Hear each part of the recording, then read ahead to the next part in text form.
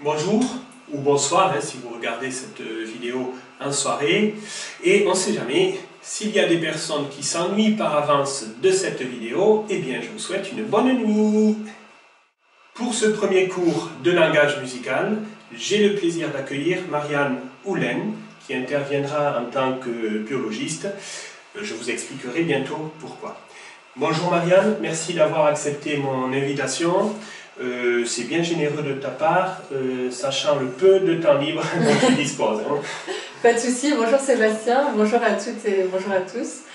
C'est avec un très grand plaisir que j'accepte ton invitation, car évidemment tout ce qui se rapporte à la vie me passionne énormément et je suis très impatiente et très curieuse, comme vous tous, de découvrir les qualités vivantes de la musique. Et peut-être aurons-nous l'occasion également de découvrir les qualités musicales du vivant. Hein. Pourquoi pas. Avec plaisir. Alors, donc je vais vous expliquer la raison d'une biologiste dans ce cours de langage musical. Ma démarche pédagogique, en particulier dans le premier niveau de cette formation, consiste à donner vie progressivement au corps musical, donc l'œuvre, qui est créée par l'être humain à son image. Donc, il me semble intéressant de partir d'une connaissance, alors je vous rassure, élémentaire du corps biologique, pour mieux apprécier ensuite la gestation d'un corps musical. Dans les deux cas, la notion de corps nous émerveille, il faut bien le dire, et cet émerveillement que nous partageons motive notre coopération et l'étude que je vous propose. Alors, nous sommes émerveillés, mais nous sommes également intrigués. Observons une belle image d'un corps céleste. Nous sommes d'abord spontanément émerveillés par une beauté qui nous apparaît toute simple. Face à une telle image, on est waouh, voilà. Tout simplement, on ne se pose pas particulièrement de questions, nous sommes d'abord émerveillés. Nous sommes spectateurs. Mais imaginons un instant que nous devenions compositeurs de cette galaxie. L'apparente simplicité de ce corps céleste, dans l'état actuel de nos connaissances scientifiques, nous le savons, est le fruit de structures et de procédés en réalité extraordinairement complexe. Cette complexité, elle nous intrigue. Eh bien, nous sommes curieux d'en comprendre la mécanique élémentaire et les lois fondamentales qui nous permettraient de devenir acteurs et pas seulement spectateurs. Cette complexité de l'univers qui se révèle à notre curiosité, pour nous, elle est attractive. Elle est attractive beaucoup plus qu'effrayante, finalement. Elle ne nous effraie pas, puisque de toute façon, nous n'avons pas l'ambition de la maîtriser à 100%, et elle ne nous effraie pas, parce qu'en plus, elle va nous permettre d'apprécier les qualités d'une œuvre, et très modestement de créer. Il n'y a donc pas lieu d'être effrayé par la complexité, mais il y a lieu, pour y avoir accès, de faire preuve de patience, déjà, et de la découvrir très progressivement, et c'est justement ce que j'essaierai de faire dans mon cours. Dernier point avant d'entrer dans la première leçon, DAC, destination, approche, chronologie. C'est toujours mieux de savoir où on va et comment on y va avant d'y aller. Enfin, en tout cas, si on veut arriver à destination. D'accord? Tout à fait d'accord. Donc, notre destination est avant tout la compréhension des œuvres musicales. C'est vers cela que je vais vous amener, en particulier la compréhension des œuvres tonales, dont nous nous donnerons les moyens d'apprécier la juste valeur intrinsèque. Effectivement, nous osons considérer que la musique possède une haute valeur intrinsèque, c'est-à-dire qu'elle vaut quelque chose par elle-même. elle n'a pas forcément toujours besoin de dépendre d'un texte, d'une image, d'une danse, ni même d'un contexte culturel, historique ou social pour avoir déjà une valeur hautement appréciable. Et je trouve déjà très ambitieux, mais également utile et passionnant d'essayer de comprendre cette valeur intrinsèque. C'est sur cette valeur que nous concentrerons notre étude. Le principal moyen de parvenir à cette compréhension et à cette appréciation de la valeur intrinsèque des œuvres musicales. Et c'est là l'approche de notre destination. Ce principal moyen sera la mise en situation. C'est-à-dire nous mettre à la place du compositeur en étudiant les diverses techniques d'écriture musicale. Nous pouvons donc maintenant débuter l'étude des bases de A à Z à travers les 26 chapitres du premier cycle, en commençant par le corps musical. De même qu'un corps, qu'il s'agisse d'un corps céleste ou d'un atome, ou encore mieux, d'un corps vivant, peut être considéré comme une œuvre de la nature, eh bien nous allons considérer une œuvre musicale comme un corps auquel nous insufflerons une forme de vie. Mais d'abord, qu'est-ce qu'un corps? Bien, comme je ne suis pas scientifique et encore moins biologiste, je me tourne vers Marianne pour répondre à cette question.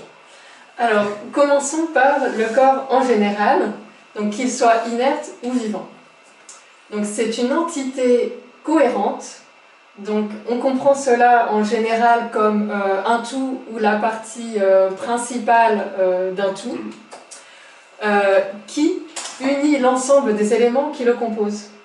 Donc la notion de corps implique donc une cohésion très importante entre les différentes parties d'un tout.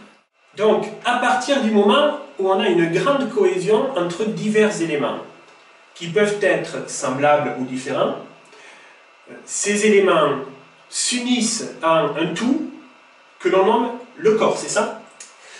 Alors il me vient un exemple, une colonie de fourmis. C'est vrai que lorsqu'on observe le fonctionnement des fourmis, en général, ça force quand même le respect, l'admiration des observateurs.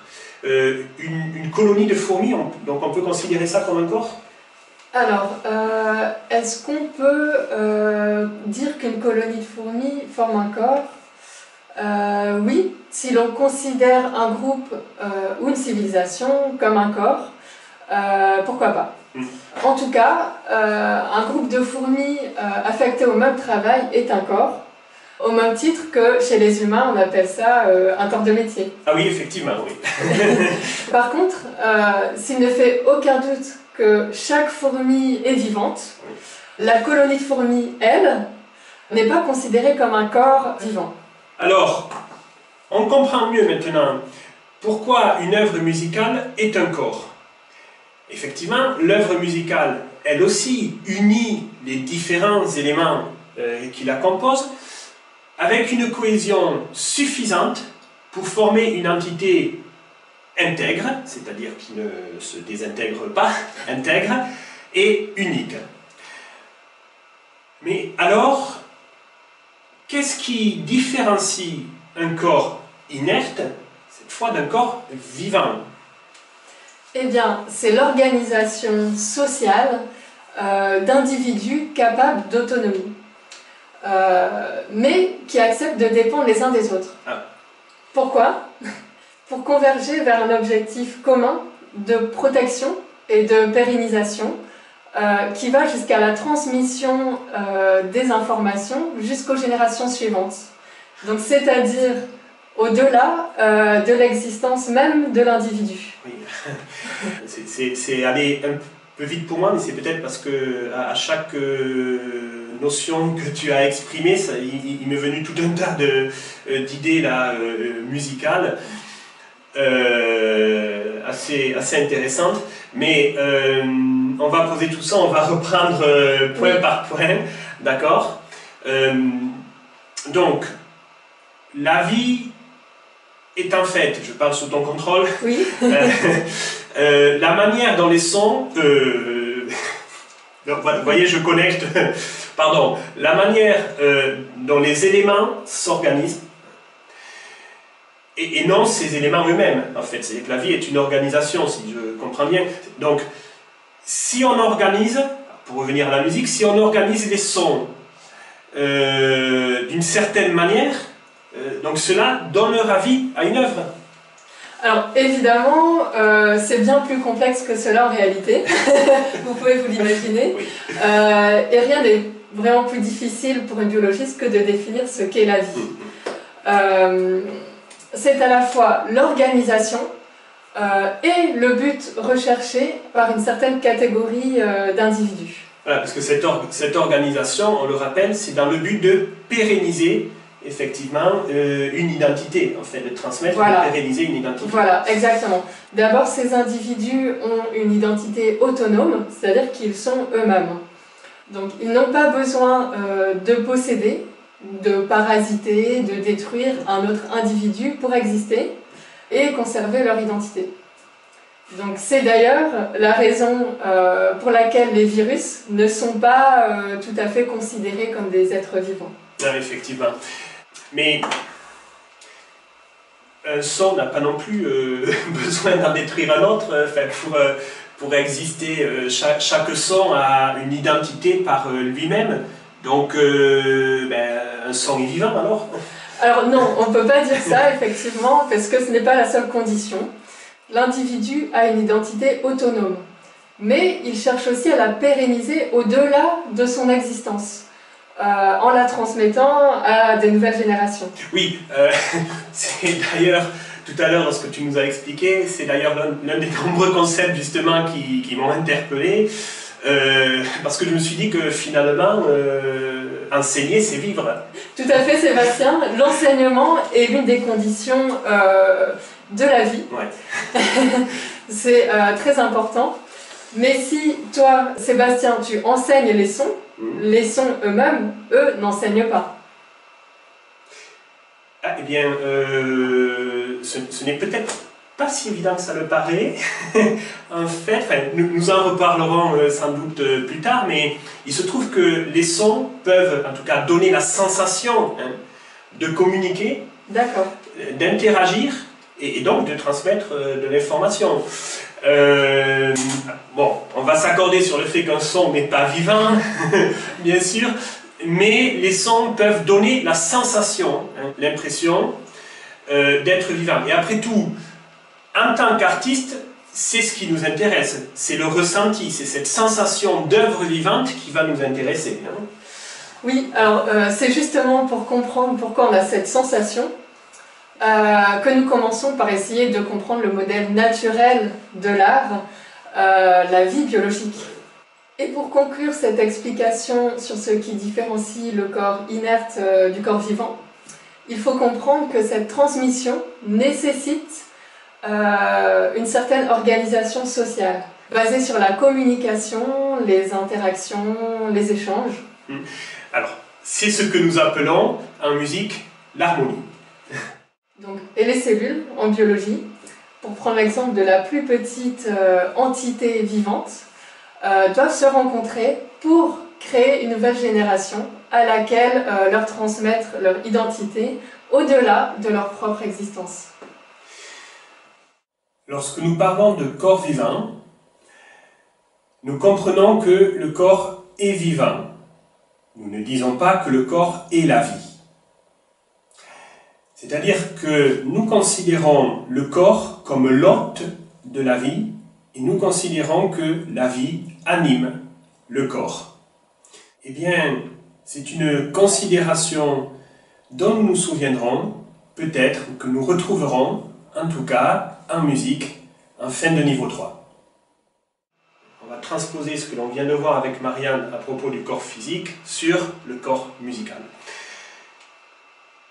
Je devine maintenant mieux la possibilité que l'œuvre musicale soit effectivement assimilée au corps vivant, puisque les œuvres, elles aussi, portent une identité autonome, des messages, des émotions qui font partie de cette identité, en provenance du compositeur et à destination de l'auditeur, ce qui peut en assurer la postérité. Donc on retrouve là un petit peu ces caractéristiques du vivant dont nous avons parlé avec un corps biologique. Oui. Mais je crois que cette comparaison sera probablement plus intéressante si l'on se penche maintenant sur l'évolution de l'être unicellulaire vers l'organisme complexe pluricellulaire. En effet, l'évolution de la vie unicellulaire vers la vie pluricellulaire sur notre planète est un sujet très mystérieux parce que il faut garder en tête que c'est un phénomène qui a eu lieu il y a environ 4 milliards d'années et on ne peut pas remonter le temps. Oui, donc on ne peut pas aller vérifier sur place exactement ce qui s'est passé. Voilà. Ça repose sur des théories. Voilà, exactement. Et c'est également un sujet très fascinant. Donc la compréhension de cette évolution repose donc sur diverses théories fiables, dans la mesure où ces possibilités se vérifient de nos jours à une échelle de temps plus restreinte lors du processus de gestation. Oui, je comprends, effectivement, puisque la gestation débute par une cellule unique qui va ensuite se répliquer. Le processus de gestation est donc bien également une évolution de l'unicellularité vers la pluricellularité. Oui. Donc en observant de nos jours le processus de gestation, on observe bien comment on peut passer de l'être unicellulaire à l'être pluricellulaire. Et donc la gestation reproduit à l'accéléré finalement l'expérience accumulée pendant des milliards d'années par nos ancêtres unicellulaires. Alors Marianne, dans le cadre de ce cours, quels éléments de ces théories pourraient nous intéresser? Alors, deux théories devraient intéresser ici Sébastien. La théorie dite coloniale et la théorie dite symbiotique. Selon ces deux théories, qui ne sont probablement pas incompatibles, des cellules identiques exposées à de nombreux dangers se sont blotties les unes contre les autres, comme pour se tenir chaud. Elles se sont donc regroupées et solidarisées de telle sorte qu'aucune ne pouvait se déplacer, évoluer sans toutes les autres et dans une totale cohésion de groupe. Donc c'est en substance et de manière très vulgarisée ici ce que dit la théorie coloniale. D'autre part, les cellules extérieures qui protégeaient les cellules qui sont au cœur du groupe étaient, elles, davantage plus exposées au danger.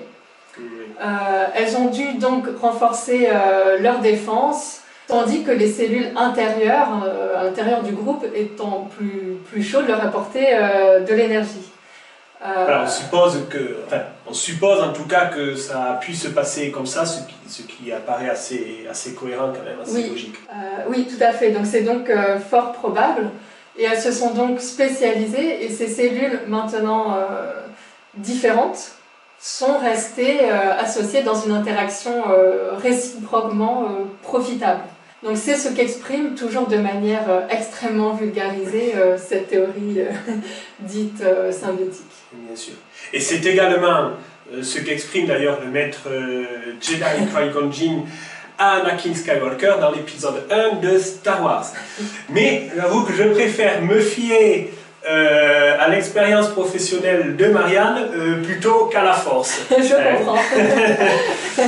Donc, nous allons retrouver ces mécanismes exprimés par Marianne en musique. L'œuvre musicale complexe est elle aussi constituée de sons qui se regroupent. Donc ça, c'est la théorie coloniale. Je ne me trompe pas.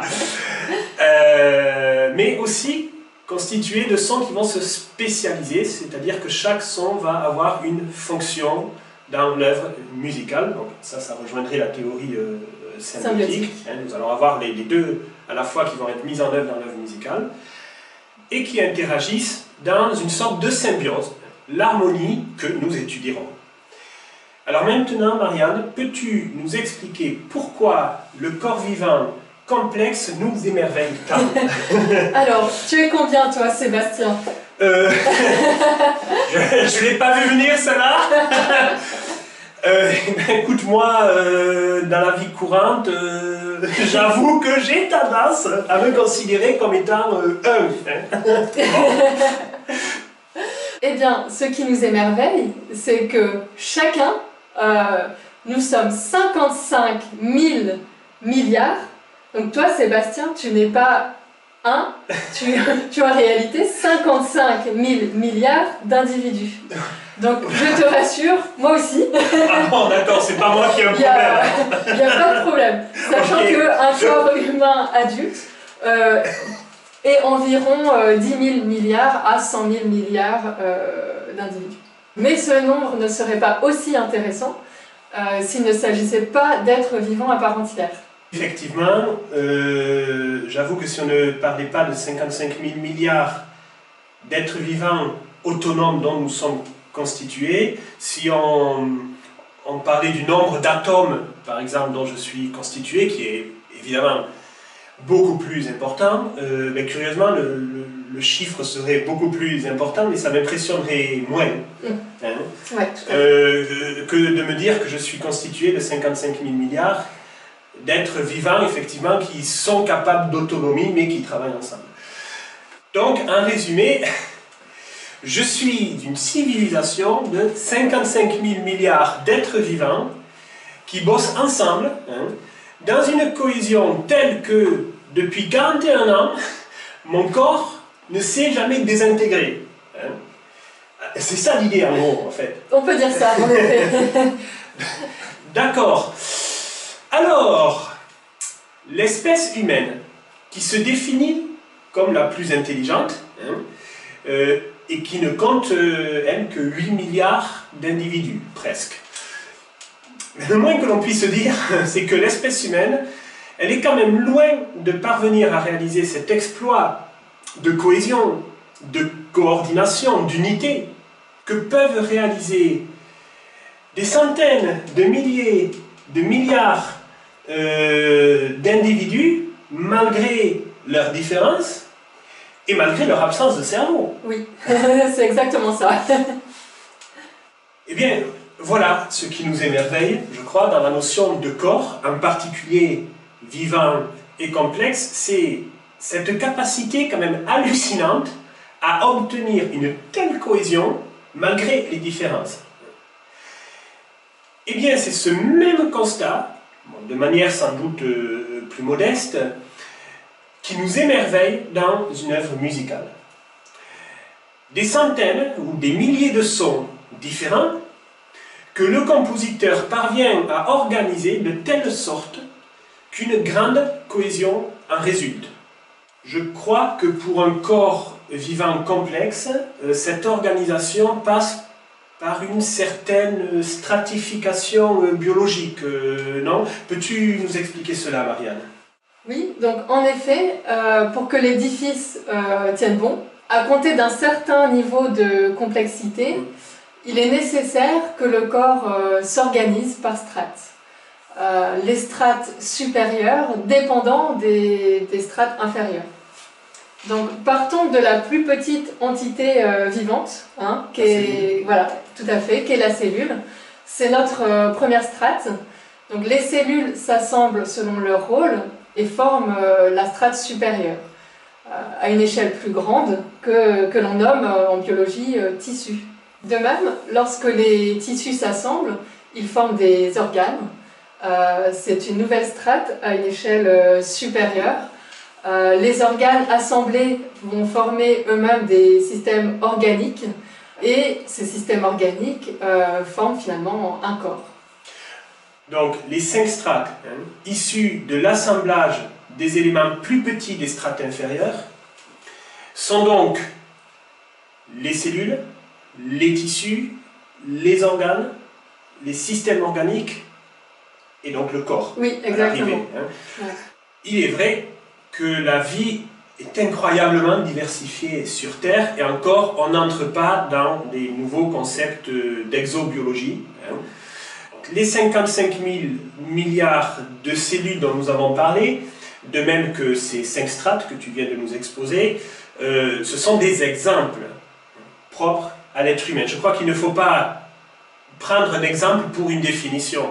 Donc ce n'est pas cette quantité précise qui définit ce qu'est un corps multicellulaire complexe, mais la notion de stratification, c'est-à-dire que de petites choses vont, en s'assemblant, en former de plus grandes. Et cela, nous allons parfaitement le retrouver dans le domaine musical. La musique aura évidemment sa manière propre à elle de mettre en œuvre ces grands principes universels, en accord bien sûr avec les contraintes physiques des éléments qui la composent. Les éléments qui composent la musique, ce sont les sons. Ces sons, ils ont des contraintes physiques particulières et la manière de mettre en œuvre ces grands principes va dépendre de ces contraintes. Nous allons donc maintenant étudier ces strates dans le langage musical. La cellule musicale, c'est le son, un son. On va considérer un son comme une cellule.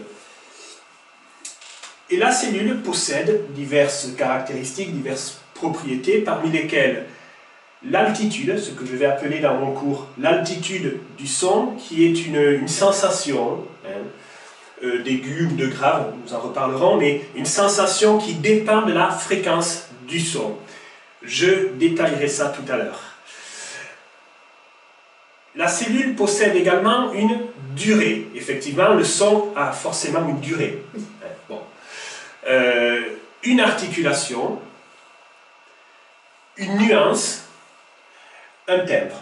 Voilà les différentes caractéristiques de la cellule musicale du son. Alors, dans ce cours, nous travaillerons essentiellement sur les altitudes et les durées des sons. Ce sont les propriétés minimales qui constituent la cellule musicale et donc le langage musical. Je souhaite maintenant détailler ici l'une de ces caractéristiques minimales du son, l'altitude. Lorsque nous écoutons un son que l'on qualifie de aigu en musique, en tout cas plus aigu que celui-ci, eh bien nous avons la sensation d'un son qui est très haut, qui est très élevé. Au contraire, lorsque nous écoutons un son que l'on qualifie en musique de grave, en tout cas plus grave que celui-ci, je rejoue le son grave, eh bien nous avons la sensation de quelque chose qui est très bas.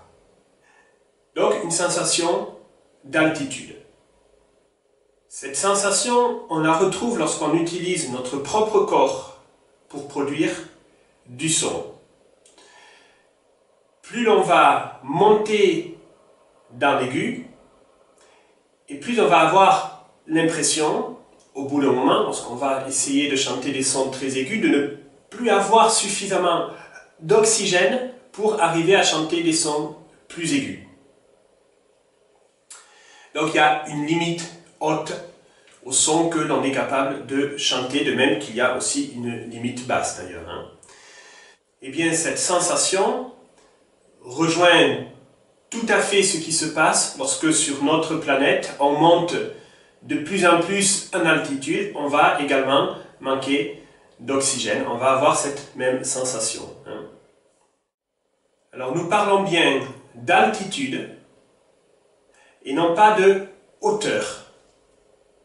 Il est important de faire la différence entre une altitude et une hauteur. Je vous invite à ouvrir un dictionnaire, vous verrez, il y a une différence entre les deux, et c'est vrai que personnellement, en tant que pilote privé d'avion, je suis attaché à cette différence, qui est dans le domaine de l'aviation vitale, donc c'est quand même important.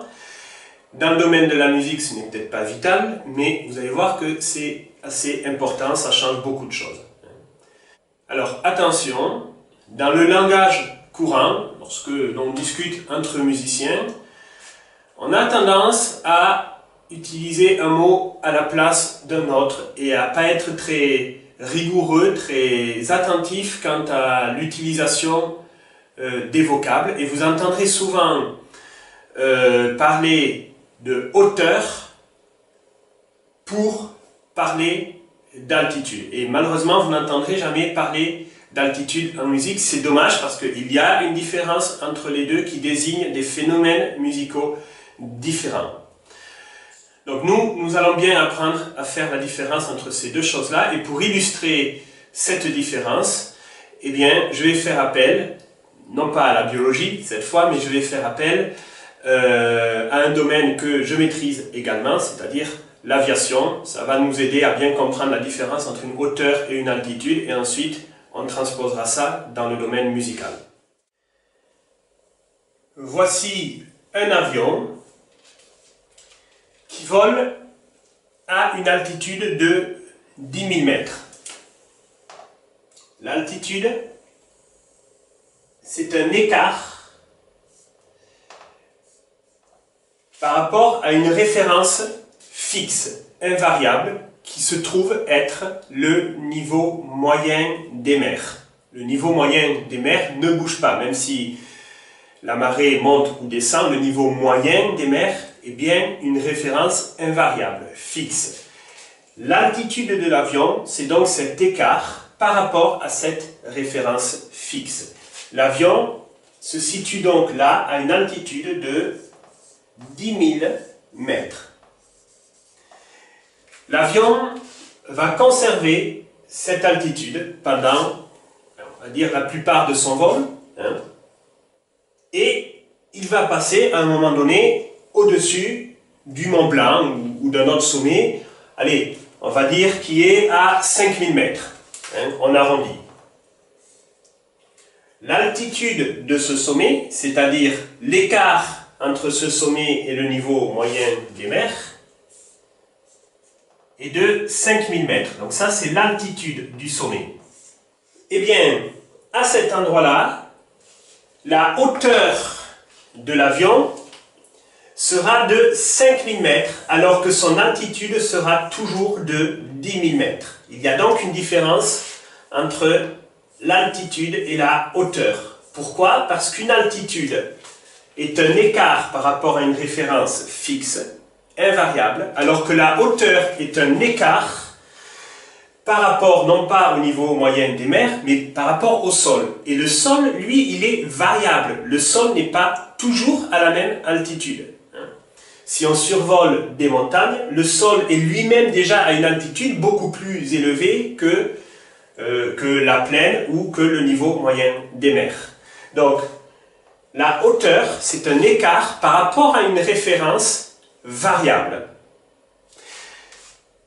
Alors, à quoi tout cela correspondrait-il en musique? Eh bien, en musique, notre référence fixe, invariable, le niveau moyen des mers, en musique, ce serait ce que l'on appelle 1 Hertz. C'est une fréquence, 1 Hertz. 1 Hertz, ça veut dire un son par seconde. Eh bien, admettons que l'altitude de 10 000 mètres correspondrait au son du diapason. Le son du diapason, c'est 440 sons par seconde. C'est-à-dire qu'on entend un son, mais en réalité, il y en a 440 dans chaque seconde. 440 Hertz. Donc, 440 Hertz, le son du diapason, c'est une altitude. Ce n'est pas une hauteur de son, c'est une altitude. Et si, en même temps que ce son, on entend un autre son, qui serait donc ici à la moitié, 220 Hertz, nous aurions deux sons à des altitudes différentes, et entre ces deux sons, il y aurait une hauteur, et cette hauteur, on la mesure en musique en ton et en demi-ton. Cette hauteur s'exprimerait de la manière suivante, il s'agirait de 6 tons. Voilà, donc il y a bien une différence entre une altitude de son qui correspond à une fréquence, et je vais vous reparler un petit peu des fréquences maintenant, et une hauteur qui est l'écart entre deux sons de fréquences différentes, d'altitudes différentes. La sensation d'altitude en musique résulte d'un certain nombre de vibrations par seconde. Alors il se trouve que le cerveau n'est pas capable de percevoir plus qu'une certaine quantité d'événements par seconde. Prenons l'exemple de l'image, un dessin animé ou un film. Vous commencerez à avoir une sensation de fluidité dans votre film à partir de 24 images par seconde. À partir de 24 images par seconde, vous ne percevez plus l'enchaînement saccadé de ces images, vous avez l'impression d'un film continu, fluide. Eh bien, c'est exactement la même chose avec le son. Pour avoir l'impression d'entendre un seul son, continu, fluide, il faut un certain nombre de vibrations par seconde. Et ce certain nombre se situe d'ailleurs dans la même plage que pour l'image, c'est-à-dire entre 20 et 30 images par seconde. Entre 20 et 30 événements par seconde, donc les événements là, ce seront des vibrations sonores. Et bien justement, écoutons 27,5 vibrations par seconde. Il s'agit du son le plus grave du piano.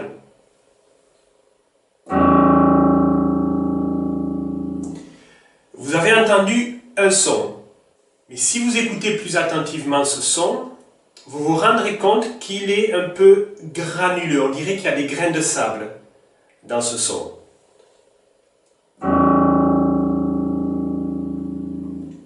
On est vraiment à la limite de la perception d'un son fluide et continu. Le son n'est pas tout à fait lisse encore. Si j'augmente la quantité de vibrations par seconde, allez, on va la doubler, on va passer à 55 vibrations par seconde. Là, on a beaucoup moins de grains de sable, si j'ose dire. On a la sensation d'un son plus lisse, davantage fluide, davantage continu. On a l'impression d'entendre un son. En réalité, dans ce son, il y a 55 vibrations par seconde, 55 événements par seconde. On pourrait dire que ce son, à lui tout seul, contient 55 autres éléments. Donc, ça nous donne peut-être un petit peu l'impression qu'un seul son, c'est déjà peut-être un corps à lui tout seul. Hein, aussi pour rejoindre ce que l'on disait en biologie. Je double encore. On écoute 110 événements par seconde. 220, 440 Hz, donc le son du diapason. Nous avons là 440 événements vibratoires, 440 vibrations par seconde. Donc cette sensation d'altitude résulte bien d'un certain nombre d'événements par seconde, et donc plus on va dans l'aigu, plus l'on a d'événements dans chaque seconde, plus l'on va dans le grave, moins on a d'événements dans chaque seconde. Donc un son plus aigu est constitué de davantage de sons plus courts, et un son plus grave est constitué de davantage de sons plus longs en une seconde. Cela signifie qu'une hauteur entre deux sons en musique, eh bien une hauteur est un rythme, puisqu'un rythme, c'est une différence entre des sons longs et des sons courts. Donc on peut considérer une hauteur comme un rythme. C'est d'ailleurs ce que nous pourrons vérifier à travers les exercices pratiques de composition que nous ferons dans la prochaine leçon sur la mélodie. Maintenant, en assemblant plusieurs sons, nous obtenons des tissus musicaux, de même qu'en biologie, en assemblant plusieurs cellules, on obtient des tissus biologiques. Ces tissus ont eux-mêmes des caractéristiques, des propriétés qui résultent de l'assemblage des propriétés des cellules. Et donc les caractéristiques des tissus sont les hauteurs, des écarts entre des sons plus graves et plus aigus, les mouvements, donc la sensation de monter ou de descendre, les rythmes, c'est-à-dire des durées différentes, plus longues, plus courtes, et les dynamiques, plus forts, moins forts, etc.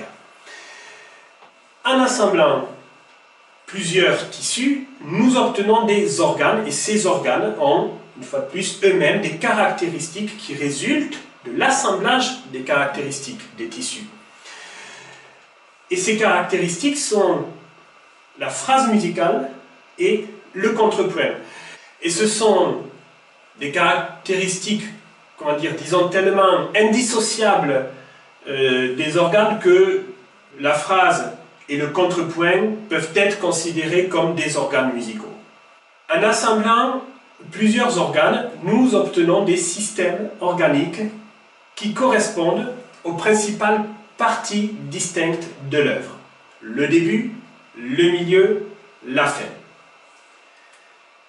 Oui, alors j'entends d'ici, n'est-ce pas, ceux et celles qui vont s'étonner que les différentes parties du corps musical, donc un corps, ne soient pas simultanées et correspondent à différentes étapes de l'œuvre dans le temps. Mais c'est là justement le propre de l'œuvre musicale, en comparaison par exemple à une œuvre plastique.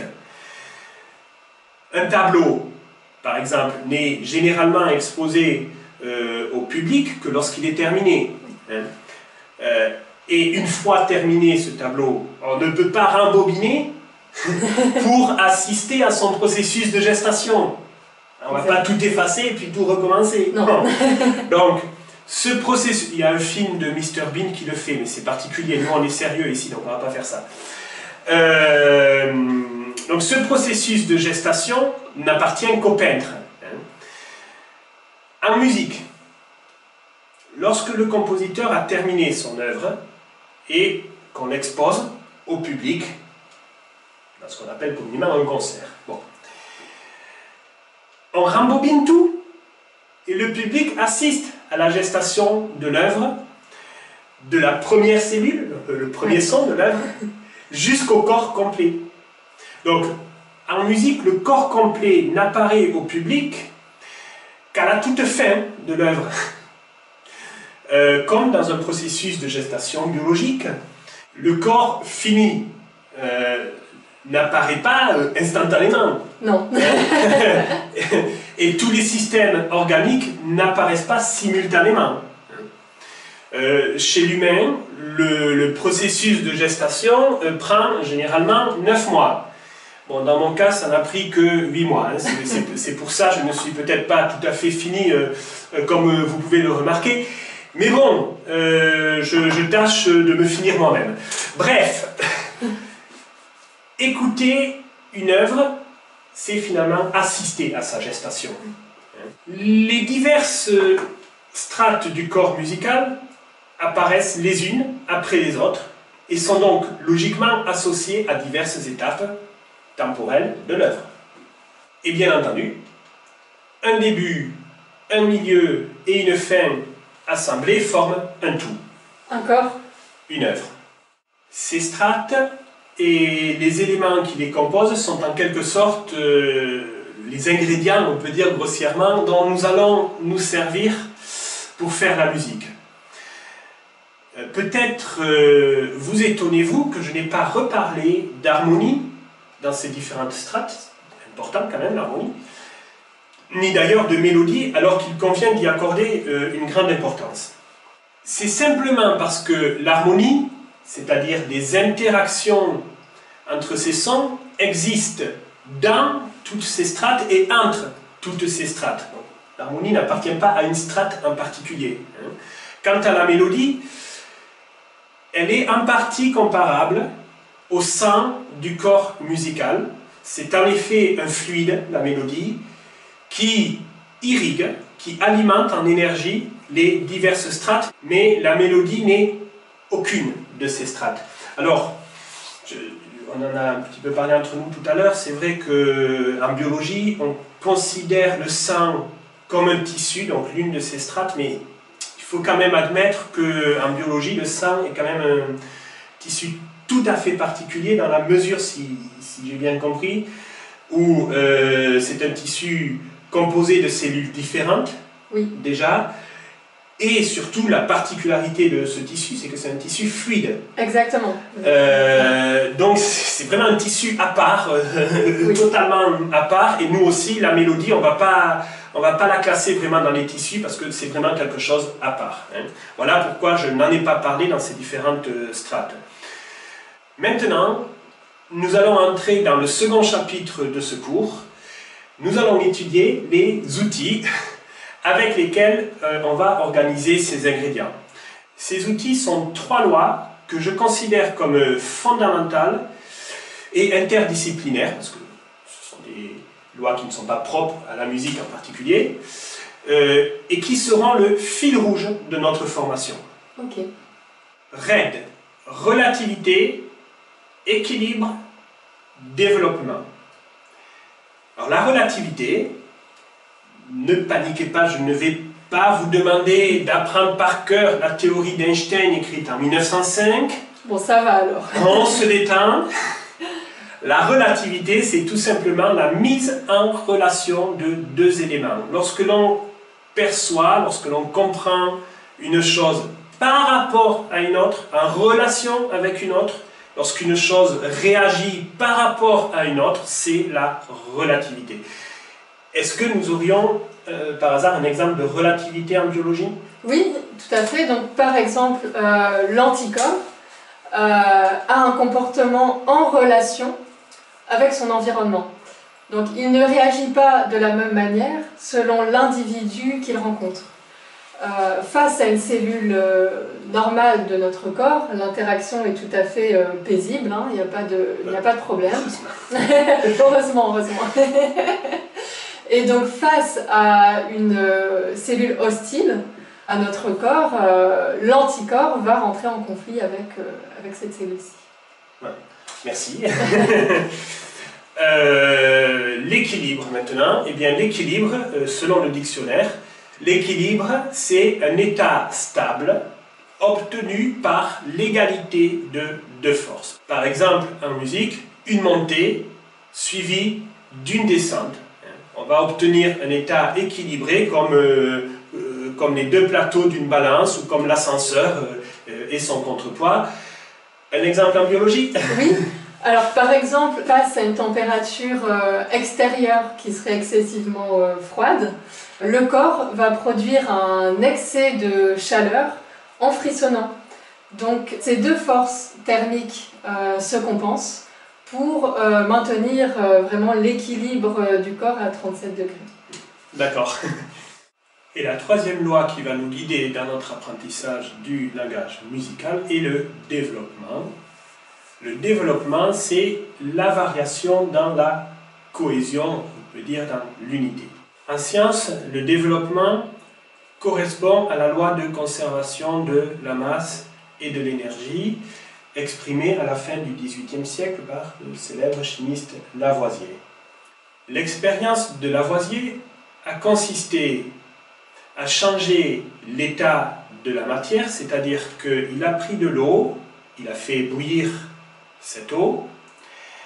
Cette eau est devenue de la vapeur d'eau, donc toujours de l'eau, mais dans un état différent. Il a ensuite condensé cette vapeur, c'est-à-dire cette eau à l'état de gaz, et c'est redevenu de l'eau à l'état liquide. Donc, il a métamorphosé la matière, il a changé la forme, on peut dire, de la matière, en tout cas, il a changé, en des termes peut-être plus scientifiques, l'état de la matière. C'est une transformation, il y a donc eu une variation de l'état de la matière. Mais dans ce processus de transformation, Lavoisier a constaté que la quantité de matière, en l'occurrence l'eau, était toujours la même. À l'arrivée, il y avait la même quantité d'eau qu'au départ, malgré cette transformation. Il y avait donc aussi dans ce processus un élément invariable, un élément constant, la quantité de matière. Il s'agit donc bien de variation dans la cohésion.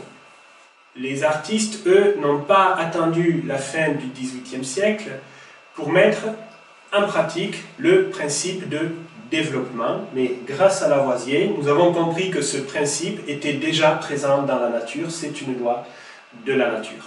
Donc si c'est une loi de la nature, il est assez probable qu'on la retrouve également en biologie. Oui, donc durant la gestation, les cellules se spécialisent, c'est la variation. Mais dans cette variation, elles conservent un matériel génétique commun, l'ADN. Ah oui, bien sûr. Voilà, la cohésion, l'unité. Donc on constate donc une variation dans la cohésion, et c'est ainsi que le corps se développe. Et c'est ainsi que se développe l'œuvre musicale. Eh bien, à partir du prochain cours qui aura pour objet la mélodie, nous apprendrons musicalement et à travers des exercices concrets à assembler les différentes strates de l'œuvre musicale jusqu'à obtenir un corps musical que nous pourrons considérer comme vivant. Voilà, merci beaucoup pour votre attention. Merci à toi Marianne de nous avoir éclairés. Merci beaucoup Sébastien pour m'avoir invité et j'espère à très bientôt. Voilà, il y aura peut-être d'autres occasions sur d'autres leçons. Et rendez-vous à la prochaine vidéo sur la mélodie. Au revoir. Au revoir.